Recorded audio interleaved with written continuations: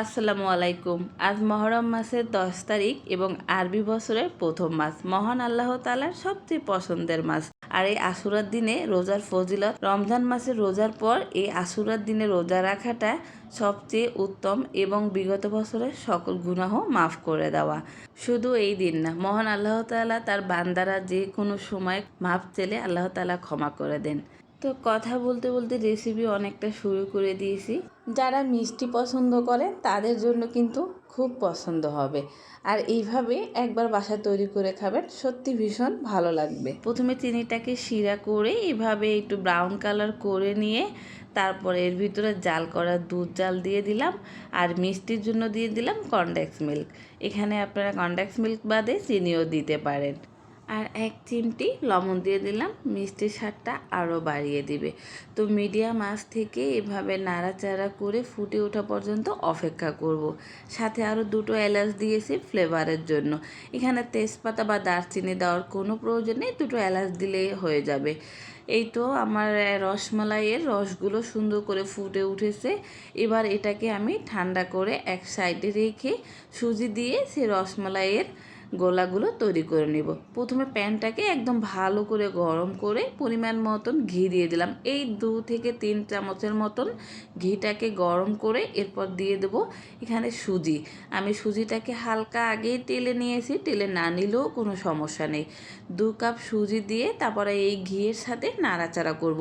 এরকম হালকা হালকা দলা পেতে যাবে এবং একটু দানা দানা হবে।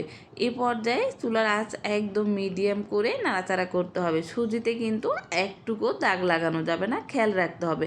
তারপর আমি জাল করা দুধ দিয়ে নেব 3 কাপ। আমি অল্প করে দুধ দিব, আমি শেষে বলে দিব আমার 2 কাপ সুজির জন্য কতটুকু পানি বা দুধ লেগেছে। পানি দিয়েও করা যাবে, তবে দুধটা দিলে একটু মজা লাগে। আমি অল্প অল্প করে মাখাচ্ছি এবং অল্প অল্প করে দিয়েছি। এটা একেবারে দিলেও কোনো সমস্যা নেই। আমার কাছে মনে হয় অল্প অল্প করে মাখালে মনে হয় যে স্বাদের একটু গুণ বেড়ে যায়, যার কারণে আমি একটু একটু করে মাখাচ্ছি। তো আমি 3 থেকে 3.5 কাপের মতো দুধ দিয়েছি। দেখেন আমার সুজিটা একদম কোনো রকমের দলা পাকা নেই এবং পাতিল থেকে গা ছেড়ে দিবে।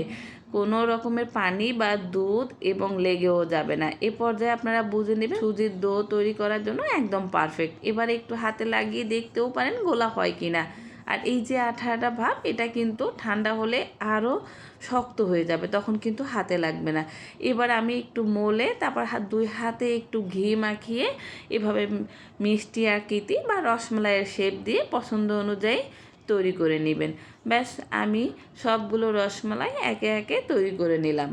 বেশি বড় করতে যাবেন না, এটা তেলে ভাজার সময় ফুলবে এবং ভিজালেও ফুলে যাবে। সেক্ষেত্রে মাঝারি থেকে একটু ছোট সাইজ করে নেবেন। এবার দেখেন আমি সুন্দর করে রসমালাইগুলো এক করে ফেলছি, একটার সাথে একটা কিন্তু লেগে যাচ্ছে না। একেবারে রুটির আটা যেভাবে হয় ঠিক সেরকম শক্ত হয়েছে। এরপর তেলটাকে মিডিয়াম থেকে একটু বাড়িয়ে তারপর একে একে রসমালাইগুলো দিয়ে নিব। দেখতেই পাচ্ছেন যে এগুলো ছাড়ার পর সাথে সাথে কিন্তু বুদবুদ হচ্ছে।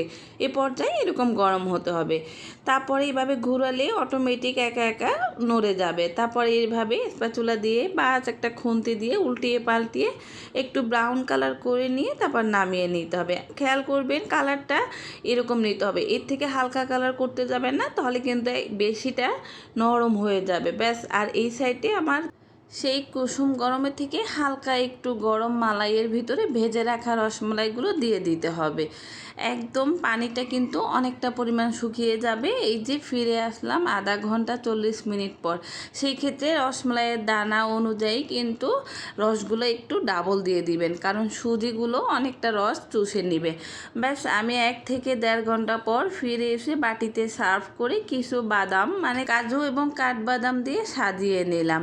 দেখতে কিন্তু ভীষণ লোভনীয় লাগছে এবং একদমই রসে ভরা চুপচুপে হয়েছে। এতটা মজা হয়েছে, এর আগে কখনো সুজি দিয়ে পিঠা বানানো এত মজা হয়নি। আসুন ভিউয়ার্স একটা কেটে দেখাই। তো দেখেন কি সুন্দর সফট হয়েছে, মিষ্টির মতন, ভিতরটা একদম স্পঞ্জ হয়ে গেছে।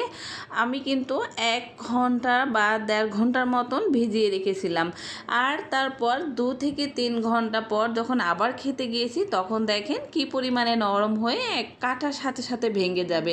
সেই জন্য যেরকম হালকা শক্ত খেতে চাইলে আধা ঘন্টা কি কিংবা 40 মিনিট 1 ঘন্টার মতন ভিজিয়ে রাখবেন। আর যদি আমার মতন এরকম নরম করে ফেলতে চান তাহলে 2 ঘন্টা পর ফিরে আসলে অটোমেটিক নরম হয়ে যাবে। তো আজকে ভিডিওটা ভালো লাগলে অবশ্যই একটা লাইক এবং শেয়ার দিবেন। আল্লাহ হাফেজ।